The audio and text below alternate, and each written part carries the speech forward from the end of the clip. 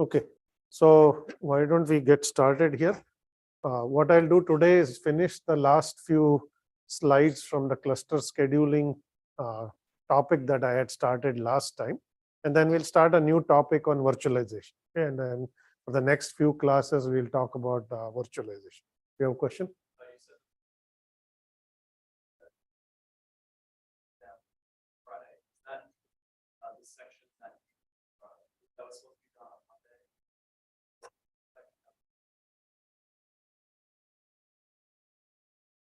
Okay, question is, since there is some overflow from last lecture, which I'm going to cover today, will that be not part of the test, or will this only, the virtualization is not part of it?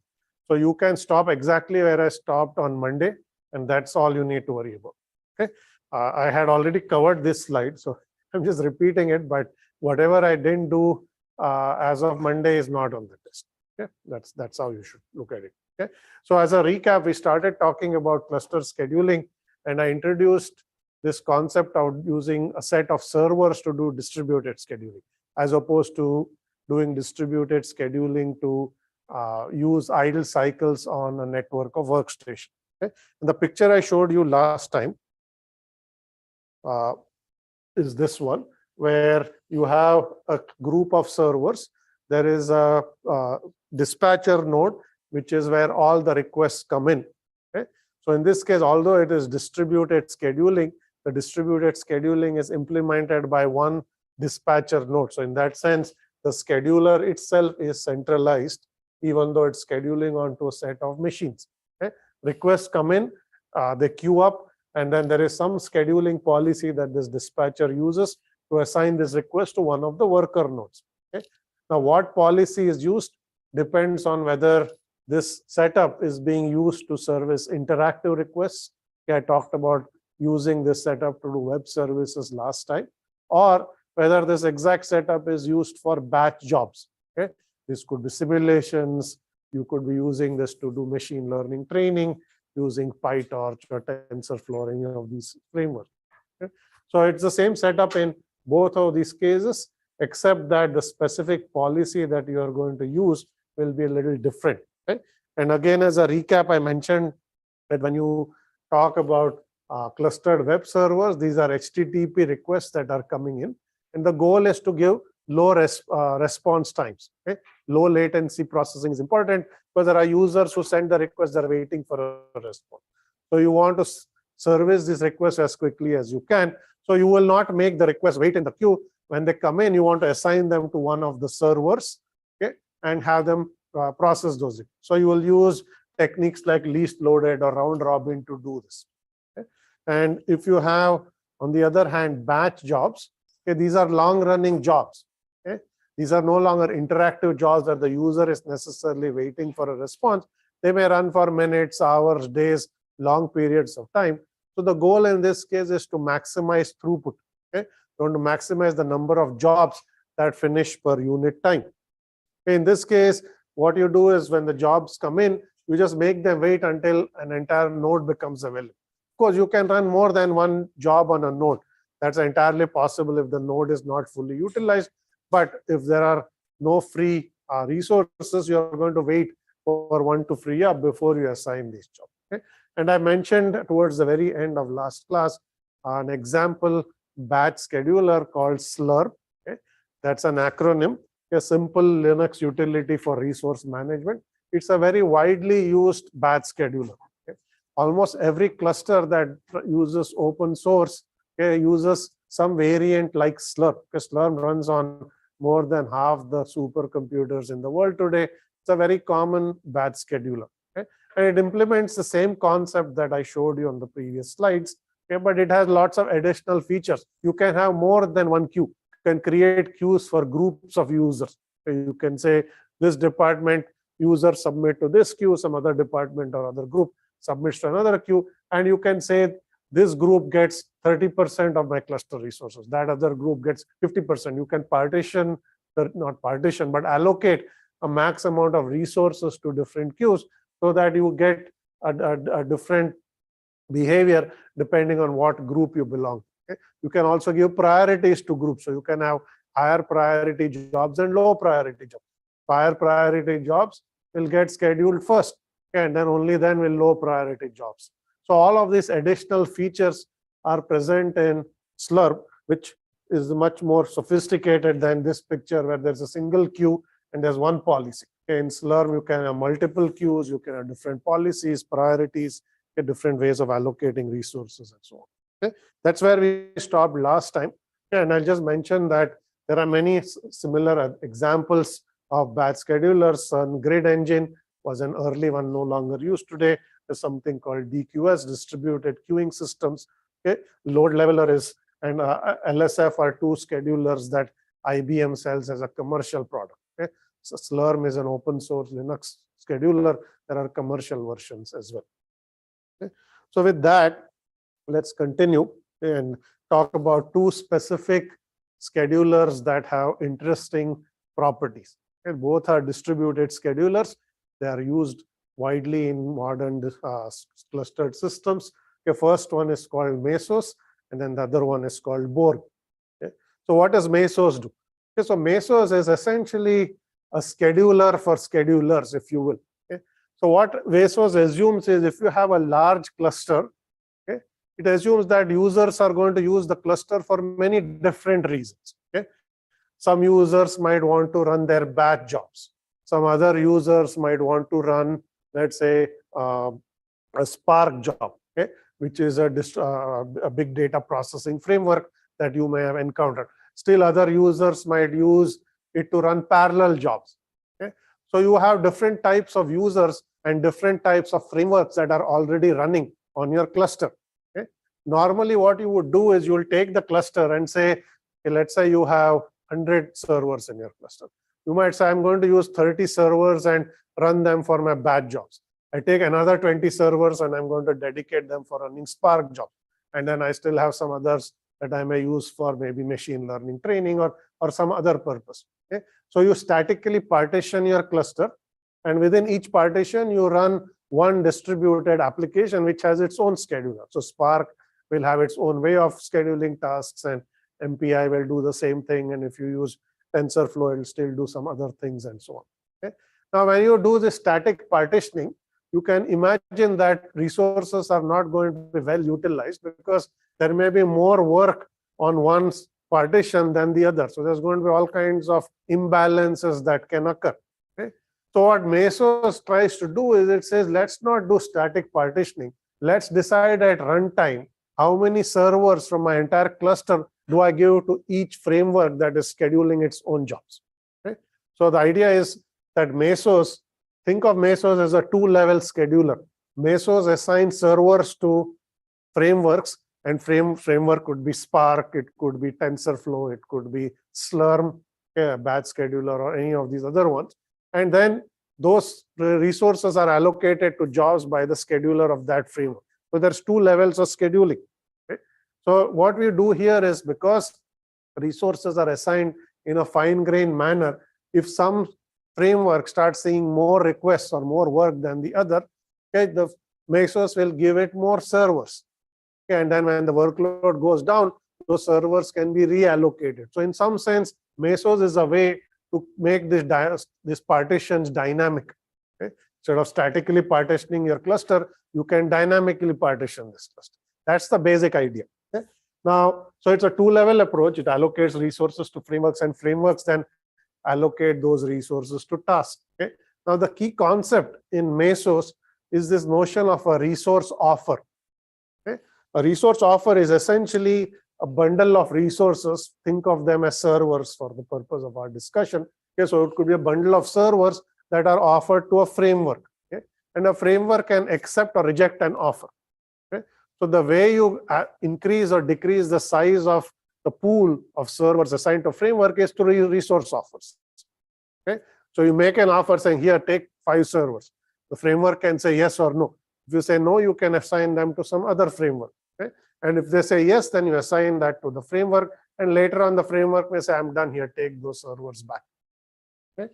So the basic idea is it is using a different approach than a normal one where you would think that a framework can ask for resources. Okay? The other way would have been the frameworks have got some requests coming, give me more servers. And then Mesos could have given it more servers. So that's a pull approach. Okay, the server frameworks can request and get resources, but that's not what Mesos does. Mesos uses an opposite approach where it makes offers. It's pushing servers. It's trying to assign servers proactively.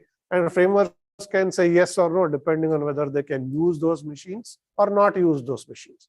Okay? And the basic result that the paper showed, okay, the Mesos original paper showed, is that this approach of pushing resources to frameworks gives you as good performance as these frameworks asking for resources. So pull and push perform similarly. That's the basic idea that they showed. But they came up with this different approach called resource offers. Okay? So I'm going to show you an example of how all of this works. Okay, here is a picture. There are two pictures here. The one at the top is the architecture of Mesos. Okay? Lots of boxes, but really what you need to look at is there's one box in the middle. It's called the Mesos master. That's the coordinator. That's the one that is going to assign, not assign, but make request offers. Okay? There are two boxes at the top, one called Hadoop. So there's Hadoop running MapReduce, and then another one called MPI. So that's a scheduler that runs parallel jobs. Okay? And so message passing is parallel jobs. And then there is Hadoop. So there are two frameworks running. Okay? And then there's a Mesos master. And at the bottom is basically a set of servers. Okay, those are the servers that when they become free, they'll be offered as resource offers to these frameworks. Okay, is that clear? Okay, I'm not going to that. This might be hard to read, okay, but this is exactly what is actually mentioned on the slide. So let's work through the slide. Okay? So essentially, we say that some worker node, which is a server with 6 cores and 6 GB of memory, becomes free. Okay? And it reports itself to the coordinator saying this machine is idle. Okay, so the coordinator is going to invoke some policy and decide which framework should I offer this to. Okay, so it might say framework 1, which is Hadoop. Let's say here is a machine with 6 cores and 6 GB of RAM. Okay, it will offer it to Hadoop.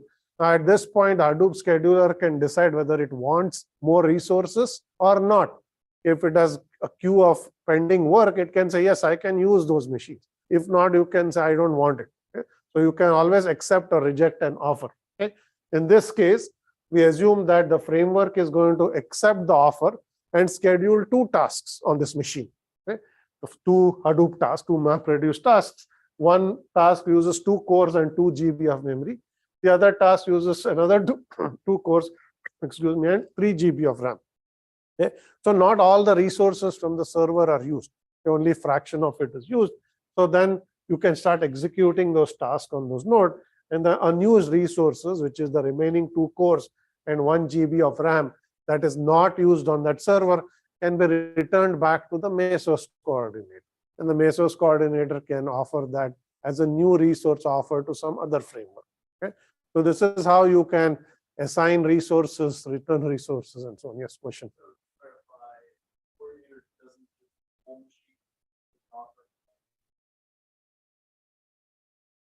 Yes, the question is, does the coordinator offer fractions of machines and not whole machines? That is indeed right. That is why I called it a bundle of resources. And in this case, this simple example only shows 1 machine, but you can have a bundle where it says, here, take 2 cores and 2 GB of memory on machine 1. And in the bundle, I'll also add another 2 cores and another 2 gig of RAM on machine 2. So I can combine resources on machines and also offer them as bundles. They don't have to be full servers. They can be slices of a server, and they can be a collection of slices across multiple servers. Okay? Yes. Suppose all the frameworks periodically offers them again. Okay. Question is, if all the framework reject the offer, what does Mesos do? So that's a policy decision as to what it would do. It could say, let me bundle this with more resources and offer a bigger bundle. Okay, and see whether that works. Or it could just keep them around and then offer them at a later time. So what you do with resources that are not currently being used, either nobody accepted the offer, or maybe that's left over and it's too small, you can combine them, you can offer them later. So that's left as a policy decision, because the framework allows the organization or the system administrator to make policies as to what to do, how to combine them, how large a bundles to create. All of that is configurable. Okay. And the question is, can the framework ask for resources? So as I said on the previous slide, okay, you essentially do not ask for resources. Okay. The whole concept here is you are going to make offers which you can say yes or no. Okay. If you don't like the offer, maybe a new one will made that you like better and so on. Okay. And then the point is that the paper showed that this might sound counterintuitive because Mesos doesn't know what a framework needs, right? Because it doesn't have any knowledge of what's happening inside the framework. So you would think that asking for resources is a better approach than making offers of random size bundles to framework. But yet the paper showed that it actually works well. Okay? So that's a result on the paper. Yes, question. When the framework accepts or rejects, is there any other information that goes along with it? Okay, question is, when the framework accepts or rejects, do you have to send any more information, or is it just? Yeah. So currently, you don't actually say why you are rejecting an offer, too small, too big, don't want any resources at this time. You could add that. That might tell something to the Mesos coordinator as to what is happening, but the paper does not actually use that. It's saying I can just do this at random and still make it work. Okay? Yes, question.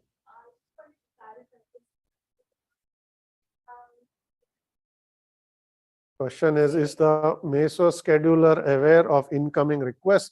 So the Mesos does not know what is happening inside the framework. Okay? Requests come to frameworks, not to Mesos. Like you submit a Hadoop job to Hadoop. You submit MPI job to MPI, you will submit a Slurm job to Slurm. Mesos scheduler will not be aware of that. Okay.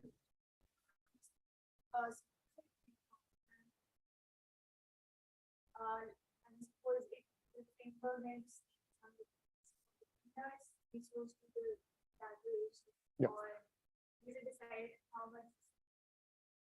The question is, if the framework rejected an offer because it didn't have enough work, but then new work arrives, when does Mesos decide when to make offers again?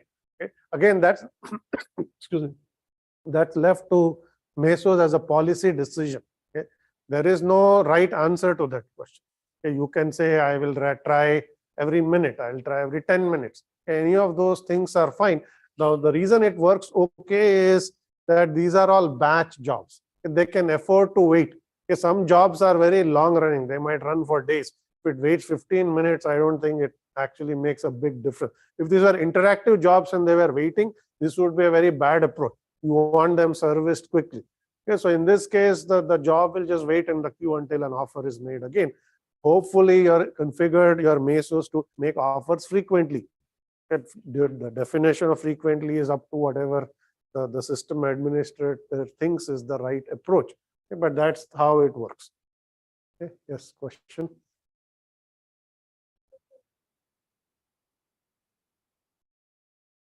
Question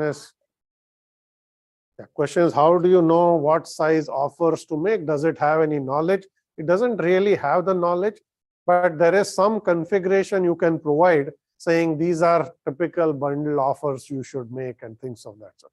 Right? So, but they are somewhat randomly decided. It's a policy decision. I think the coordinator doesn't pre-specify that it will make offers in machine sizes or it will have at least this size offer and things of that. All right. Yes.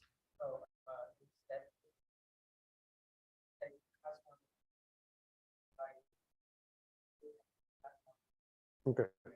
Question is in step 3, it says task 1 is 2 cores, 2 gigabytes, and task 2 takes 2 cores, 3 gigabytes. Where did that come from? So that is something that Hadoop or MPI would know, because when you submit a job, for example, if you submit a Spark or a MapReduce job, you can specify how many cores to allocate to that.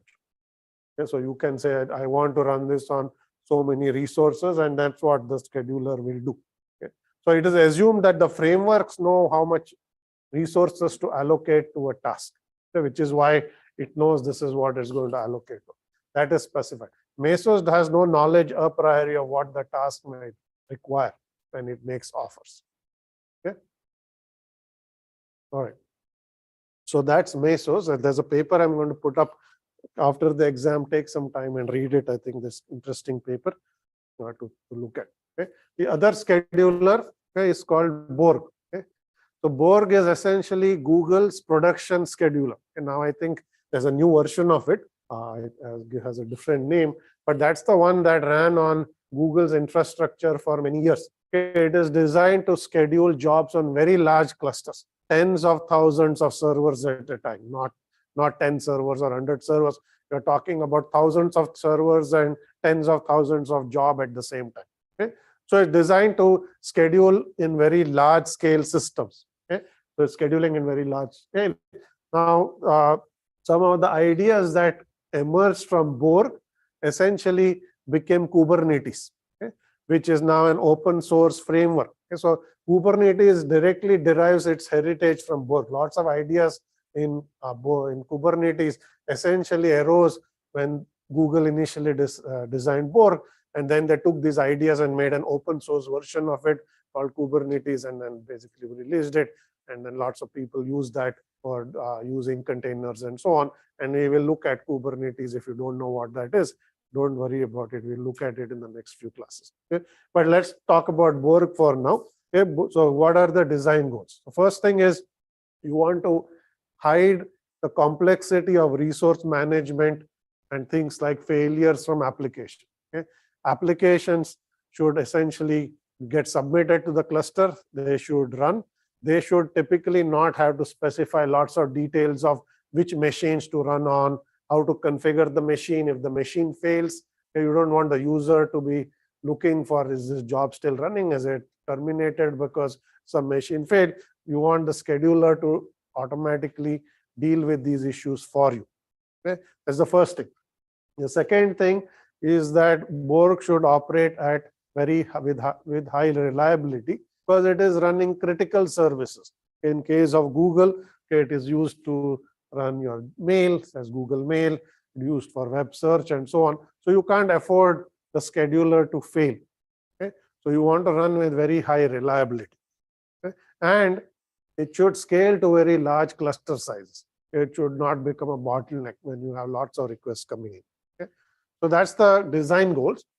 Now, at a very high level, Borg is a mixed scheduler. Okay? It is designed to simultaneously run interactive jobs and batch jobs. Okay? Remember when I showed that generic picture of a cluster scheduler, I said you can do one set of things for running web services, you do a different set of things for running batch jobs. In this case, they essentially, because it is using virtualization underneath, it essentially is able to replace both interactive and batch jobs. Right? Because if you think about it, Gmail, webs they're all interactive services. Okay? And in the background, Google is using the same set of machines to train their next models and whatnot. Okay? So it's also running all these machine learning workloads, which are batch. Okay? So this, because the cluster is very large, it can afford to use machines to run both types of workload. Okay? Now, there's one important design difference here, which is that interactive services are always considered higher priority than batch jobs. Okay? Because these are user-facing services. Okay? So mail and things like Google search, okay, they are considered important from Google's perspective. Okay? So they are always given higher priority than batch jobs. And we'll see why that priority matters next time. I mean, not next time, next slide. Okay? So essentially, we assume that the workload is dynamic. The amount of workload that interactive services sees will vary over the course of a day. Okay? So the number of machines assigned to a service is not fixed. It will keep changing based on how much work is arriving. Okay? If there's more workload for search, you will give more machines to expand the capacity, okay? and vice versa. Okay. So with all that said, okay, so how does it work? Okay, here's a picture, but it's very similar to the other picture. There's a master node or a coordinator, okay, and there are lots of machines which are called Borglets. Okay. So essentially, the goal is jobs come in. Okay, it's the goal of the master to put them on some machines. Okay. So how does it do this? So it takes a large cluster. Typically cluster size is at least 10,000 servers. Sometimes it's a lot more than 10,000 servers, and it divides them into smaller groups called cells. Okay? A cell could be at least one machine or some small number of machines. Doesn't have to be small, it can be large as well, but it typically might be some number of machines. Okay? And what happens is when a job comes in, the goal of Borg is to find enough idle resources to construct a cell and then essentially run the job inside that cell. Okay? So think of a cell as a container of a job. It's an abstract container. A cell could just be a group of machines. It could just be a slice of a machine. Okay? It's an abstract concept. Okay? But you essentially, the way it is scheduling jobs is when a job comes in, you find enough idle resources, you use that and make a cell out of it. And then you say, here the job is going to run inside it. And then you assign the job and it executes inside the cell. Okay? Now, a cell has a certain amount of resources allocated to it. But the interesting thing in Borg is the job can say, I need more resources, and Borg can then add more machines or other resources to the cell and make it bigger. Okay? Or you can say, I need less, and you can make the cell smaller. Okay? So you have this concept of a resource reservation where you've allocated resources to a cell, okay, once the cell starts running, and you can also change the amount of resources. Okay? This is how you are going to increase the number of resources to certain services if they need more, or decrease them. Okay. Now, the interesting concept in Borg is this notion of preemption. Okay. Borg can essentially terminate jobs, okay, if there are higher priority jobs arrive. Okay. In none of the schedulers so far that we have seen, there's a concept of killing a job, saying there's more important work, even if this job isn't finished, I'm going to terminate it and take back that machine and give it to someone else. Okay. And Borg will have this concept because if you remember what I said on the previous slide, interactive services are higher priority. Bad jobs are lower priority. Okay. If the workload on my high priority services goes up, initially Borg is going to say, are there free machines in the cluster? Okay. If so, you assign them to the cell, you're done. But what if there are no machines available to assign? At that point, you are going to start reclaiming machines from lower priority jobs. You are going to start terminating cells and say, we'll run it at a later time. These machines are needed for more important work. Okay? So that's a concept of preemption. You just preempt machines and then you allocate them to higher priority jobs. And this is only done if there aren't enough resources that are free in the cluster. Okay? There has to be resource pressure. If there's plenty of idle servers, we will not terminate jobs. Okay, you will simply take the unused resources and allocate them to these cells. Okay. Yes, question.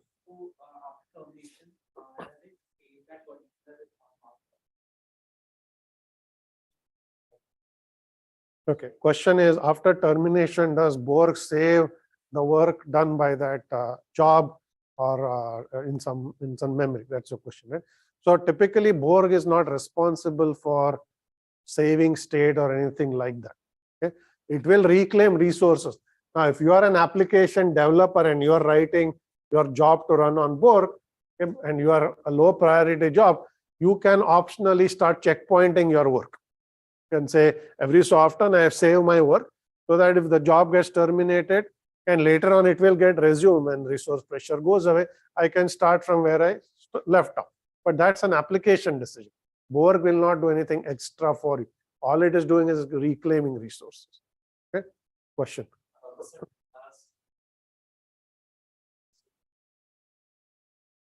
Yeah, I've not gotten to that, but I'll talk about that. Okay. So we'll talk about the coordinator. Okay. So there are other questions. Yes.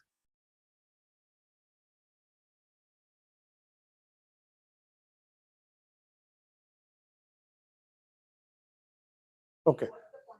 So question is, why should a cell have more than one machine? Is that the question? Okay. What's the point of creating a cell? So cell is a group of machines. It can be a single machine, but typically it's a group of machines. Why do we need a group, not just a single one? Okay, so let's take our multi-tiered applications. Okay. More than one tier. Right? So you can say, give me a cell with 3 machines. I'm going to run my front-end tier on one machine, second tier on second machine, third tier on the third machine. Okay, so now I have a cell with 3 machines. Because these are distributed applications that can run inside cells, the application may need more than one machine. A cell is an environment that allows a distributed application to run. Okay? And this is why you might need more than one. Okay? Or it could be a clustered web server. Okay? You might need more than one machine. Clearly, if you're running things like Google search, that cell is going to have lots of machines, not just a few. Right? So that's the reason you're going to do it. Now, of course, if you have a small job to run, you can ask for a cell with one machine, and that's fine too. Yes, question.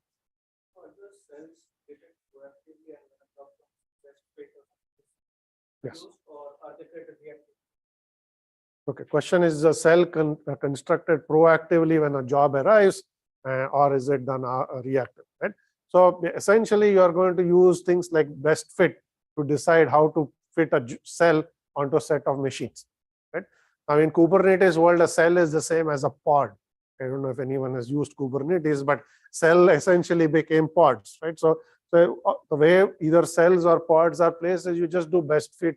You can do worst fit or first fit, whatever you want, and you just put that cell onto a set of machines. Okay? Cells don't have to take entire machine. They can take slices of machine. It's very similar to a bundle in Mesos.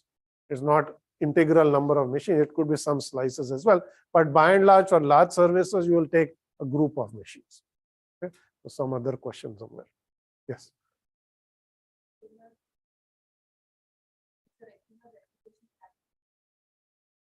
Okay, question is, can there be a single point of failure for interactive jobs, and will you use replication? So now let's talk about failures, because I did say on the previous slide, okay, that you want to run this with a very high reliability. Okay, so you want to run the entire service with high reliability. So what does reliability mean in this case? Okay, it could mean one of two things. First, Borg itself should not fail.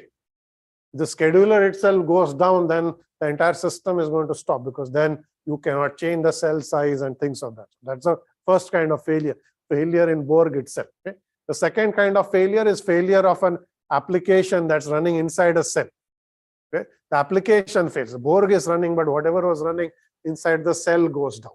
Okay? So you can have two kinds of failures. Okay? And Borg is designed to deal with both, because your applications are critical, and Borg is running critical applications. So Borg itself is critical to run your application. Okay? So this is where this second to last bullet comes in. That was the question that was asked. So the Borg coordinator, just to have high reliability, is actually replicated 5 times, where there are 5 copies of it running. Okay? So up to 4 copies can fail, and Borg will still continue to run. Okay? Now you might say, why 5, why not 6, why not 4? That's a design decision then. It has to be greater than 1. Okay? Maybe 2 is not enough, because sometimes 2 machines can fail. So it will be replicated multiple times. And some copies, actually is not mentioned here, but some copies will run in a different location altogether. Okay? So even if an entire data center goes down, maybe there's a power outage and all your machines go down, Borg will continue to run somewhere else, because it can control machines on other environments. It can be a very large distributed scheduler. Okay? So it'll run lots of copies, okay, and it's replicated many times. Okay? Now, when you are doing this, you want to make sure that all copies of the scheduler have the same information. They need to know what machines are free, what machines are in use, what cells got mapped to what machines, and so on. That's the state that the scheduler keeps. Okay? That state is replicated, okay, across all of these copies. Okay, for that replication, we are going to use a protocol called Paxos, which we haven't yet encountered, but maybe in about 8 or 10 lectures, we'll get there. Okay? So that's a consensus protocol that allows you to replicate and ensure that state is consistent across all my replicas. So it uses Paxos, a standard consensus protocol, to make sure all the replicas are consistent. Okay? That's the failure of Borg. Okay, what if an application itself fails? Okay, so the Borg coordinator actually monitors all of the cells. If it sees that either a hardware failure occurs, the machine itself fails, or a software failure occurs, it sees that the processes within a cell have disappeared, it can actually restart the cell on a different machine. Okay? Restart the entire cell or restart portions of what has failed. So it actually does automatic restarts for it. Okay? It's not going to do extra work like save the state and then restore the state. That's up to the application. Okay? What it will do is, if you say this cell must have 10 machines, okay? And if 5 machines goes down, it will monitor that and it will start 5 more machines and put it in the cell. Okay? So it will ensure that your cell always has the required number of machines, and whatever was assigned on the machine is restarted. Okay? So that it will do for you. So you can ensure that there is actually high availability. Anything more than that, you have to write in the application itself. Okay? Question.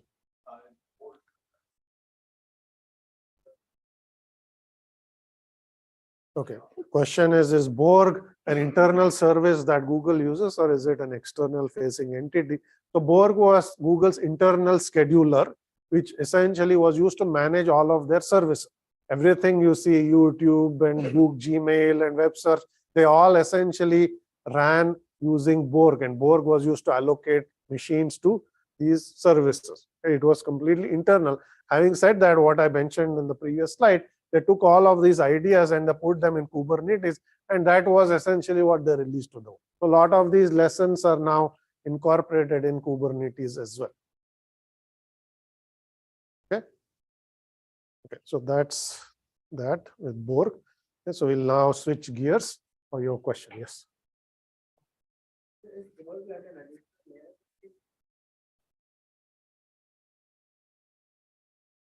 Yeah. Question is Borg an additional layer sitting between frameworks and whatnot, or is it something else?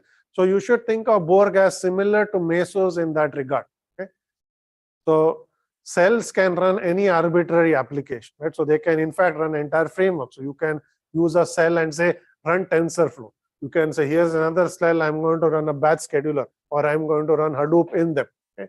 And then they will have their own schedulers to do whatever they want. So Borg is assigning machines in the form of a cell to a schedule, to a class framework in this case, and then the framework will then assign machines, those machines, to individual tasks or jobs that come in. Okay? So in that sense, it's still 2-level, except that you don't have resource offers or anything like that. Okay? You basically say, I want a cell with 100 machines. You ask. In Mesos, you are given offers. Here you are going to say, construct a cell of this size, and then you run, and then you can change the size later as well. Okay? So it's different in that regard, but otherwise it's still 2 levels. There's your question somewhere. Yes. Yes, go ahead.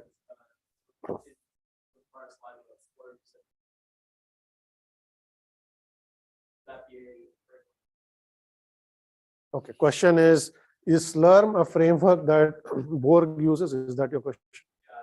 Right. So Borg is assigning machines to applications. Okay? From Borg's perspective, Slurm itself is an application. So you can have a batch scheduler like Slurm that runs on top of Borg. It's not that Slurm will actually run Borg. Okay? Because Borg is a machine allocation scheduler. You can then run whatever you want in them. So you can say, give me 100 machines, and then I run a batch scheduler on top. That's entirely possible. Right? So you can essentially do that. This question.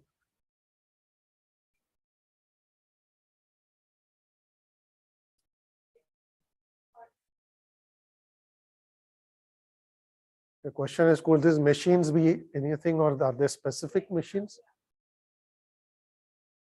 Yeah, so this is a question is, yeah, so this is a large cluster, right? So typically these machines will run Linux, but they don't have to.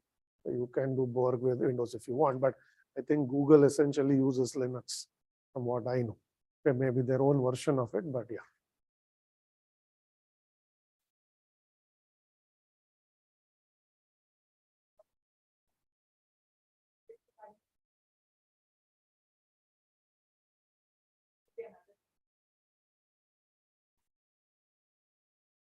Yeah. The question is, if you have a cell running Hadoop, can you run another Hadoop in another cell?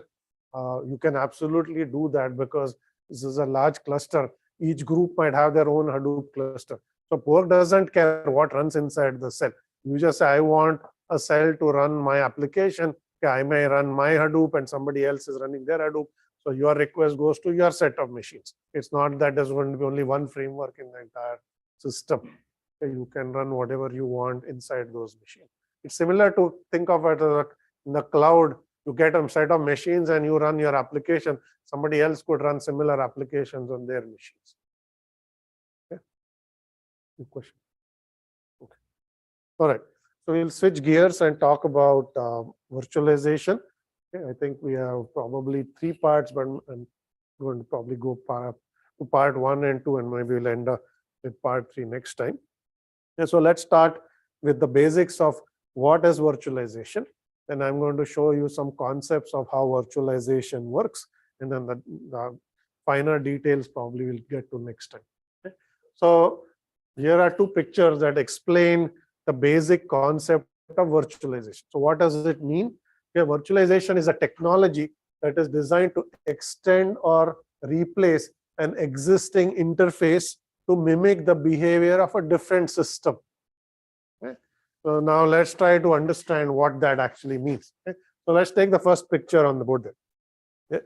So there's a machine, we'll call it machine A. Okay. And let's say it runs some operating system, which we'll call operating system A. It runs some program. Okay. Now, what virtualization allows you to do is essentially run that program on a different machine altogether, that essentially is maybe a different hardware architecture, a different OS, and so on. But the reason you can run that original application that was running on machine A is because you have a layer called virtualization that sits above machine B's interface and mimics, okay, machine A's interface. So the program essentially thinks it's still running on machine A because it's emulating machine A, okay, using a completely different machine B. Okay. So it's basically an approach to implement one type of interface using whatever native interface you have at the end of the day. Okay. Now you can ask, why would you do all of this? Okay. So this technology was designed in the 1970s, so it's actually very old technology. Okay. It became popular again in the 2000s. But the reason it was invented in the first place is essentially this is how mainframe companies decided that they can actually sell new hardware and keep their customers happy. Okay. So what does that mean? So let's say in those days machines cost a lot of money. A mainframe would cost maybe millions of dollars. So it's a very expensive proposition to buy a large computer in the 1970s. So you are a company, you bought a mainframe from IBM, you developed a lot of applications, they're all running on this mainframe. Okay, maybe 5 years later, 7 years later, the machine is getting old.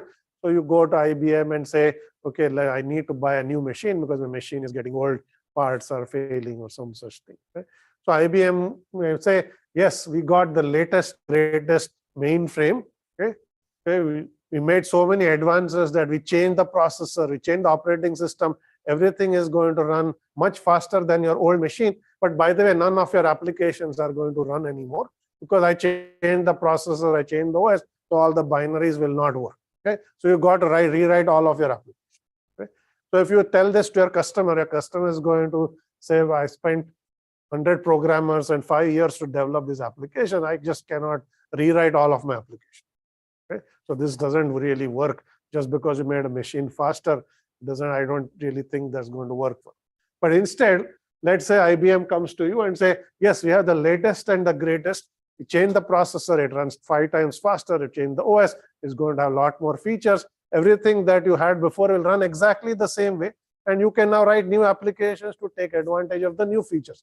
So nothing is going to change for your old applications, but you can also write new applications with the new interface. Okay? Now, if you hear this, you'll say, yes, that works for me because I can now decommission the old machine, it run all my programs as is, okay? And then I can also write new applications. Using the new hardware and software features. Okay? Now, how will you make that work? Because you change the processors, architecture is different, you probably change the OS, so nothing is actually backward compatible. Okay? So the way you do this is you basically write a layer where you say all my old applications are going to run on this special software layer. The goal of that software layer is to mimic old hardware and old software. Okay? So that is essentially your virtualization layer that's shown there. So your machine B is the new machine. Okay? It's a new hardware, new software, but you have this software layer that is essentially emulating your old machine A. So all your old applications will run unmodified. You don't need to change anything at all. It will just continue to run. Okay? So that was the reason this technology was invented. Okay? Because hardware advances were essentially causing older software to become obsolete, and writing applications from scratch is a big endeavor. You wanted to have backward compatibility even when the hardware was changing. Okay? And that's what IBM did. And that's how virtualization came about. Now, if you think about it, Apple has done something very similar, okay, with their Macs. Okay, if you actually know how Macs evolved, maybe 10 years ago or so, Macs used to have an architecture called PowerPC. It was a RISC architecture. Okay? Then they switched to Intel. Okay? But the Apple didn't say none of your applications are going to work. Go buy all of your applications afresh, but they need to be all Intel applications. They said everything will just run. Just move everything and it just runs, because we'll give you a virtualization layer. All your old applications run just fine. Okay? And then they did it again. Okay, they basically said we'll stop using Intel. We are going to have our own Apple chips called Apple Silicon. And by the way, everything that ran on your Intel machine still continues to run. You will not see any difference. You just run it and it will run, and you can get new applications. Okay? So now whatever code you've written, everything is just continuing to run. So from a user's perspective, it's very convenient. You don't have to rewrite applications and things of that. Right? So this is essentially one use of virtualization, but there are many others. Yes, question.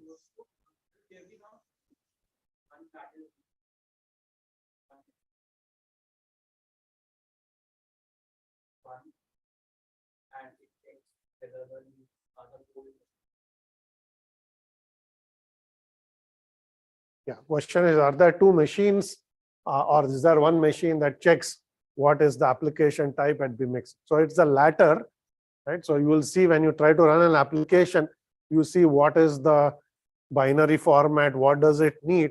If it's built for the old hardware, you will essentially run it on top of a virtualization layer. If it's designed for new hardware, you'll just run it on your normal OS. Okay, so that's how it will work. Yes, question. Okay, question is there a difference between virtualization and emulation, or are they the same? Certain types of emulations also do virtualization. We'll talk about that. Okay, emulation is a type of virtualization in certain cases. Yes. What's the difference between virtualization and Docker? We'll get to that as well. Right. So let's. So Docker is OS level virtualization, but for that we need to understand various types of virtualization. Okay. So I said virtualization technology allows you to mimic the behavior of one interface using an underlying native interface. Okay? So that's a very generic definition. You could say, what does this interface mean? What are you talking about when you say interface? Okay? So here's a picture that says you could essentially implement virtualization at different layers of your hardware and software stack. Okay? The lowest one is called hardware virtualization, where your virtualization layer is mimicking one CPU or one type of machine using the native machine. So you are essentially mimicking in software features of a hardware machine. Okay? So all the processors on the machine, RAM, all of that is mimicked using the hardware interface. So here the interface is, think of it as one instruction set of one CPU is being mimicked using another instruction set of another CPU. Okay, so you can emulate ARM on Intel or vice versa. Right, that's one example. Okay, that's called hardware virtualization. Okay, the next level up, you can essentially mimic operating system calls, OS system calls. So in this case, our interface is the OS interface. We are one level above hardware. Okay, so you can essentially use one operating system and its interface. Okay, the interface of an OS is the system call interface. So you can use that to emulate some other OS and some other interfaces. Okay, so that's called OS level virtualization. Okay, there's a question of what Docker does. Okay, Docker, which uses containers, is an OS level virtualization technology. Okay, we'll not get to Docker until next week, but we'll get there. Okay, and then one level up is essentially libraries and applications. Okay, so you can do application level virtualization where you use a set of libraries to mimic some other machine. Okay, and you actually use this type of virtualization because that's what Java does. Okay, Java has basically something called JVM. That's an abstract machine, Java virtual machine, not a real machine, but essentially you're emulating Java virtual machine using the JDK. That's essentially think of it as a library or a runtime. Okay, that's an application. So you're using that and you're using all the underlying functionality to emulate Java virtual machine. Okay? So you can have virtualization at different levels of the hardware and software stack, and you'll get a whole range of virtualization technologies. This is not one thing. There are n flavors of it, depending on what layer it is. And within that layer, there will be many different flavors of hardware virtualization or OS virtualization and so on. Okay? So what we'll do is try to look at some examples so you understand a little bit more as to what types of virtualization technologies you can have. Yes, question. Yeah, question is, can you give use case of hardware level virtualization? We'll talk about that next. Okay. Anything else? No. Okay, so let's start with types of virtualization, and we'll start with hardware virtualization. Okay, and there are many flavors of it. Okay, so first one is called emulation. There was a question that was asked. So when you do emulation, you're using a software layer to emulate in software all the functionality of an actual machine, an entire machine. Okay, so essentially you can say I can emulate an Intel PC, okay, on my Mac, okay, which is not an Intel based machine. So that's an example, right? So I have essentially written a software layer. This software is emulating an entire Intel PC, even though there's no Intel hardware on my Mac anymore. Okay, it's an Apple silicon based machine. Okay?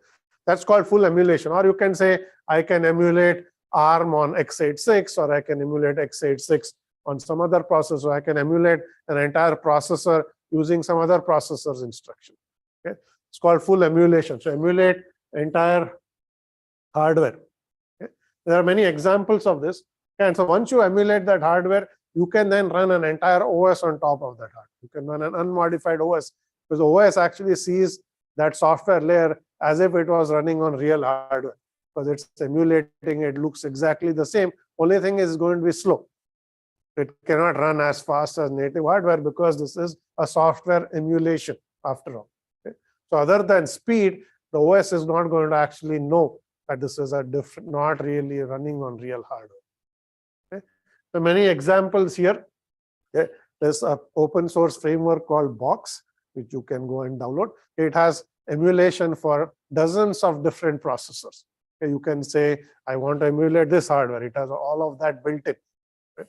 So that's an open source framework. There's something called Virtual PC for the Mac. It's a product that Microsoft built, is not there anymore. So this is when Apple used PowerPC architecture. That was the only way you could run Windows. You essentially got this layer that emulated an Intel x86 PC, which was called a virtual PC. And then you could run Windows or Linux.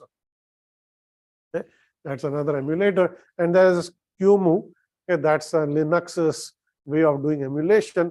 And that's widely used as well in the Linux world. And we'll get to some of those details a bit later too. Okay? So that's one approach. Okay? So you can emulate one set of hardware instructions or an entire machine with another. Okay? And then there's another flavor of this, which is called full or native virtualization. Okay? In full or native virtualization, the emulated interface and the native interface are one and the same. Okay? So whatever you're exposing using a virtualization layer is essentially the same as what lies underneath. So this is essentially saying, if I run on an Intel x86 PC, my virtualization layer also exposes an x86 PC. It's not exposing some other architecture altogether. Okay? So you might say, why would I do this? Since I already have the underlying interface, why am I emulating it? Doesn't make. Is there a reason to do this? Yes. So different operating systems.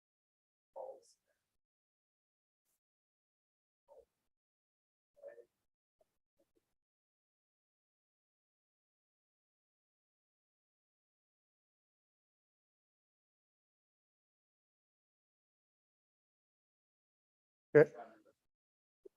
So one reason you do this, as was mentioned, is suppose that you are running some operating system. Maybe you are a Windows machine.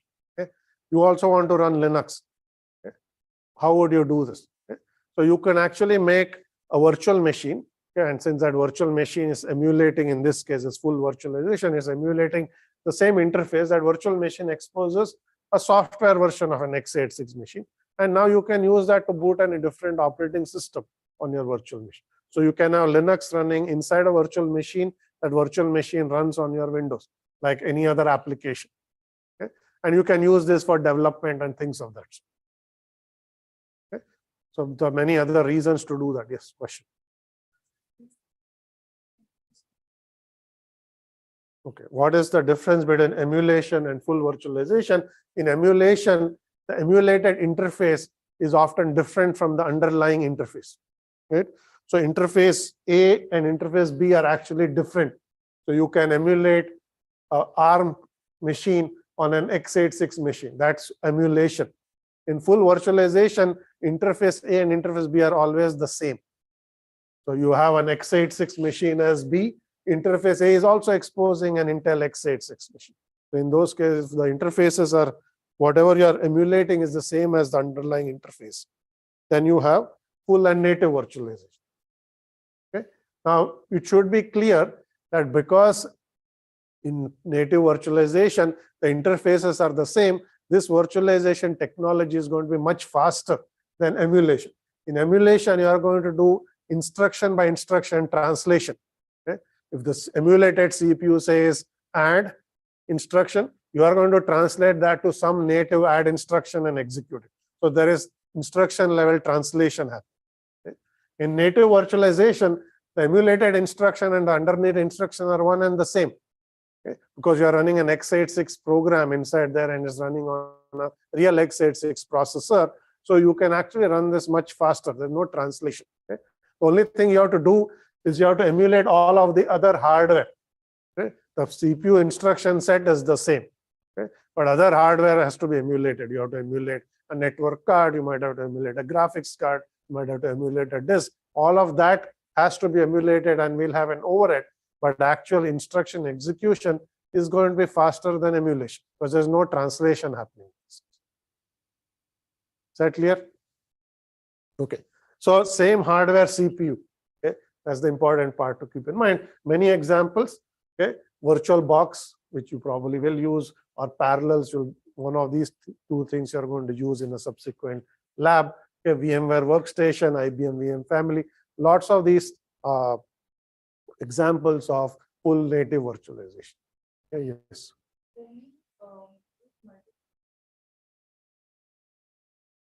Okay.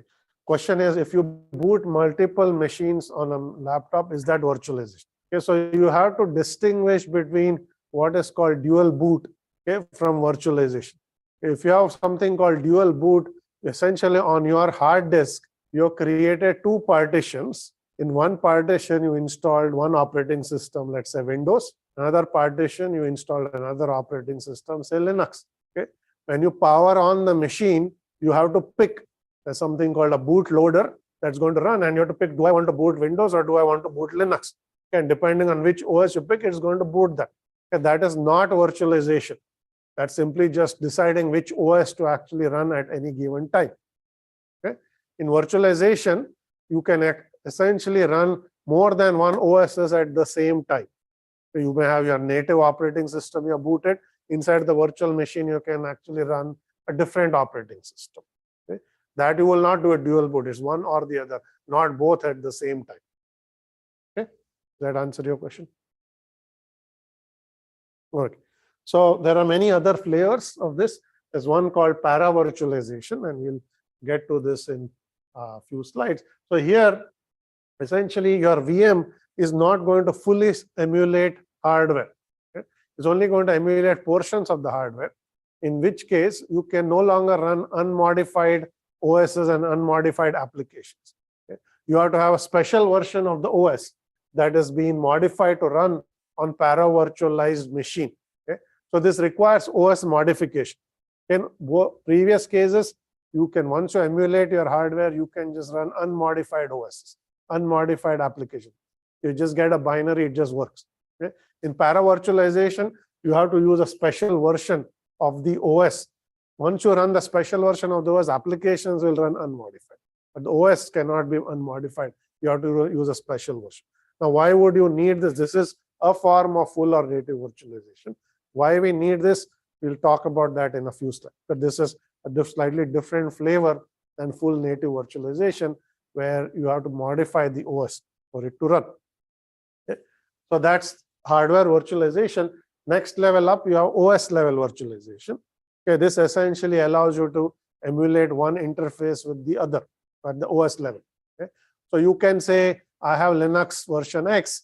I want to emulate an older version of Linux because my application used this old Linux as a system call. So that's just trying to change, emulate an older version. Or you can say, I want to emulate Windows system calls using Linux. Okay. There's a software layer that is called Wine, okay, that you can get that effectively does that. It allows you to run Windows applications on Mac and so on without actually running Windows, because you're just emulating the system calls. Okay. So essentially, all of the things that you probably heard about, which is Docker and Linux containers, they're all form of OS virtualization. Okay. Because you're not running a second OS. Okay. In case of native virtualization, you can run an entire new copy of an operating system. Here, there's only one OS. You're simply using that OS to emulate a layer that looks like a different OS, but you don't run a second operating system. There's only one. Okay? And that's what Docker will do, and Linux containers will do. BSD has something called jails. Solaris has something called containers. They all are essentially forms of OS level virtualization. Okay? And then you have application level virtualization. Okay? And I already gave you an example of this. Okay? This is essentially the Java virtual machine is an example where you use one set of libraries and implement a virtualization layer that emulates some abstract other virtual machine or some other interface. Okay? So JVM is an example. Rosetta on Mac is another example, because Rosetta is the technology that Apple uses that allows you to run your Intel binaries on Apple Silicon, or in the old days, you could run PowerPC applications on Intel. Okay? So this is partly application level virtualization, partly emulation, okay, because you have to actually translate instructions to essentially run. Okay? So it's essentially doing a combination of the two. Yes, question.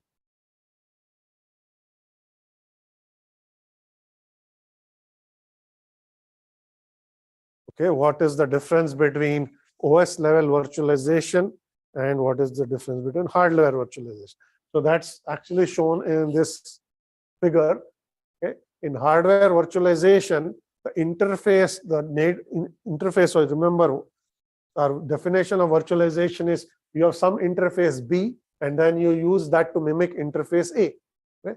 So if interface B is essentially a CPU, okay, x86 CPU, let's say, and then you use x86 CPU instructions to emulate some other processor. Let's say you emulate an ARM processor. Okay, that is hardware virtualization because you're emulating hardware. Okay.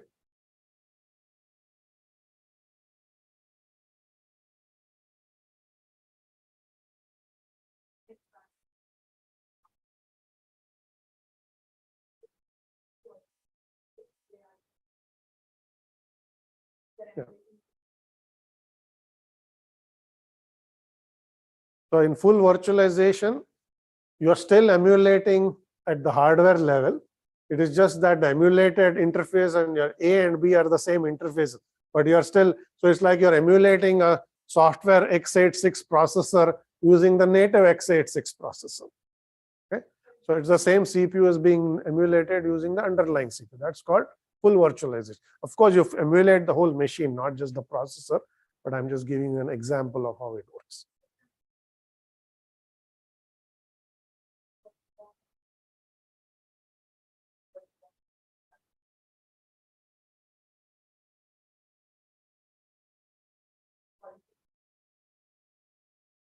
So VirtualBox, the question is, what is VirtualBox?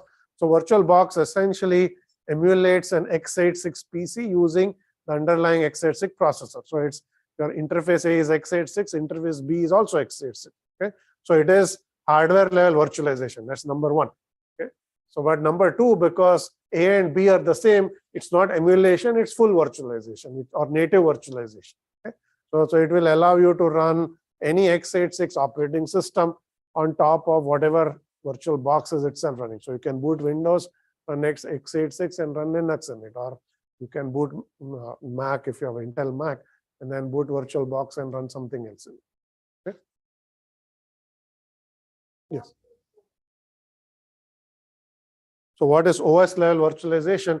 In OS level virtualization, you take one operating system's interface, you write a layer and you emulate another operating system. Okay? So you can essentially take Linux, you write a software layer, okay, and that software layer emulates all Windows system calls. So a Windows application can make those calls and it will look like you're running on Windows even though you're running on Linux. Okay, there's no OS, second OS there. You're just using the same OS to emulate some other OS's interface. Okay, in this case also, A and B can be the same. That's what is done in containers, but they don't have to be. B can be different from A. It's just that you're using OS interface to emulate some other OS interface. In application level virtualization, use an application level interface, which are libraries, to emulate a different set of libraries. That's how Java works. Okay? So these are just virtualization technologies at different layers of the hardware and software stack. Okay, so we looked at multiple versions of hardware virtualization, 3 specifically: emulation, okay, native virtualization, para virtualization. So 3 types of hardware virtualization. We talked about OS level, which is one level up, okay, from hardware virtualization. We talked at application level, which is one level up above OS level virtualization. Okay, so full taxonomy of virtualization technologies. Yes. Library level application level. Can you repeat your question? Yes. Yeah. This library level and Yeah. The question is yes. So if the question is library level and application level, one, yes. Applications are use libraries. So when we say application level, you're essentially using libraries within the application to emulate something else.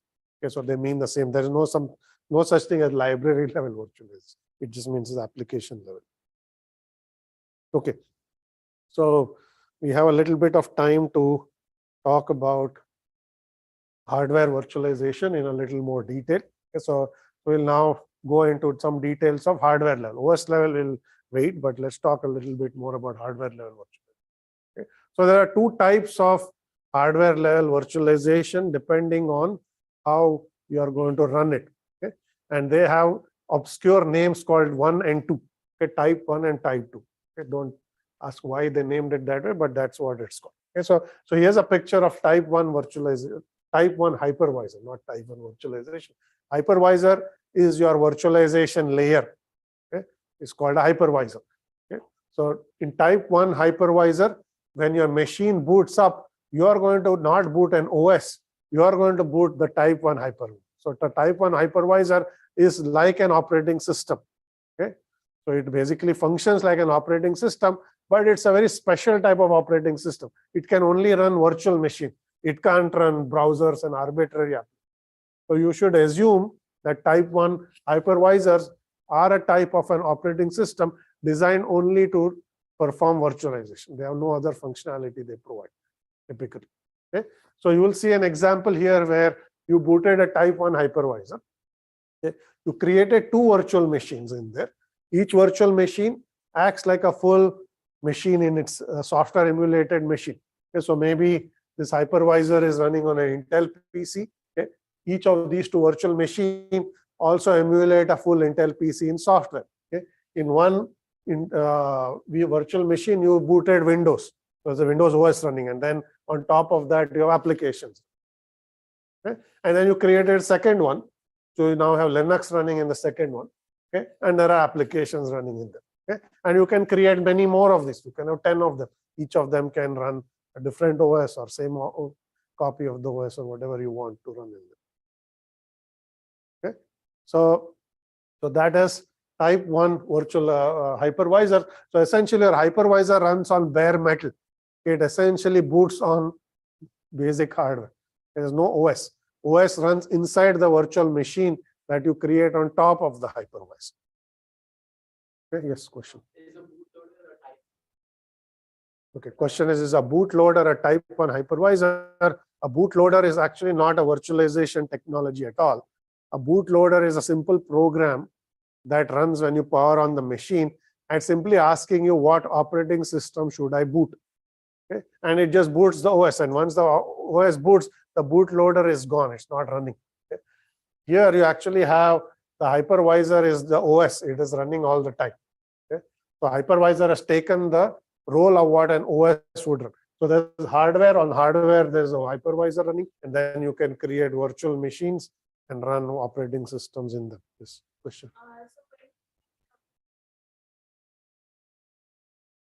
design some codes or processes, so then if we try to do multi-threading on those machines, how does that work with the actual hardware? Okay, question is, if you take a hypervisor and you create a virtual machine, okay, you can assign cores to those machines. And then, okay, well, how can you do things like hyperthread? So at this point, we have actually not said anything about how the virtual machine works. Okay? How is it emulating something? You can, of course, assign cores, okay, but you don't need to. Okay, you can just have one core that's shared across all the virtual machines and it will still work. Now, how does hyperthreading work? So essentially, the emulation, it's not really emulation, it's virtualization. But the way you are creating that software emulation of the PC, it has to support certain hardware features that allow you to take advantage of the underlying hardware, okay, of hyperthreading and so on. Okay. It's the same question you could ask saying, if I run Windows and have an application, how should I turn on hyperthreading? Okay. If you can do that in Windows, this is an operating system. It can also turn on hyperthreading and expose it to its virtual machines. Okay. But that's not something we worry about now. We'll go get to some of those other details later. But let's talk about type 2 hypervisor. Yeah. Type 2 hypervisor is something you may have seen. VirtualBox, if you use, is a type 2 hypervisor. Okay. So what happens here is you are going to boot your normal operating system on your machine. This will be Windows or a Mac or Linux. Okay. So essentially, it's a normal machine. Okay. The hypervisor runs as an application on top of your operating system. Right. Just as you can run a browser or a mail client, you are going to run the virtualization software. Okay. And this is called a type 2 hypervisor because not running on bare metal is actually running on a normal operating system. If your virtualization layer is running on a normal OS, it's called type 2. The virtualization layer runs directly on bare metal. It's called type 1. Okay. So you run your type 2 hypervisor. It does the same thing as type 1. It's going to emulate a full machine, and then you can create a virtual machine in there. Okay. Then you can boot another OS in there and then run application. So in this case, the original OS is called the host operating system. Okay. The OS that runs inside a virtual machine is called a guest operating system. So it's a guest. Okay. And you can have multiple guests, just as you have 2 here. Okay. You can actually have 2 of these there as well. You can run multiple virtual machines. And then your standard applications that are also running alongside your hypervisor. The hypervisor is actually an application in this case. Simply happens to be one that can run other operating systems. Okay. So this is called type 2 hypervisor. Okay.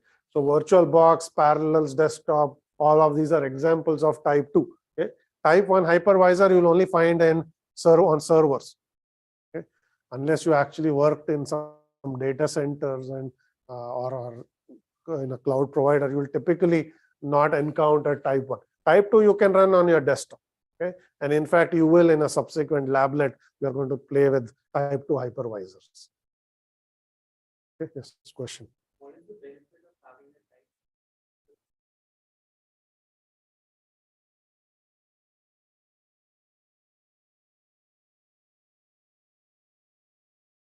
The question is, what is a type 1 hypervisor doing that is different from a bootloader? Because you can have multiple operating systems on a bootloader that you can boot. Okay. So bootloader only allows you to boot one OS at a time. Okay, because when you have a bootloader, at boot time, it's going to give you a menu. Should I boot Ubuntu or should I boot Windows? And once you pick, that's what boots. And there's only one. There's nothing, and that is what is running on top of your hardware. Okay, here you can have multiple operating systems running at the same time. Okay, it's not that I booted Windows or Linux. I booted Windows and Linux at the same time. Okay, so there will be one virtual machine that's running Windows at the same time on that same machine, your second OS, and you can have n of these running. You will never be able to do that with bootloaders because you can have n operating system installed, but you always got to boot one of those. Here you can boot all of them. Okay, and then the other thing that virtualization does is it allows you to take the hardware resources of the server and make smaller slices and give them to each operating system. Right? So this operating system can get half the resources, that operating system can get the other half, and so on. Okay? Questions on that?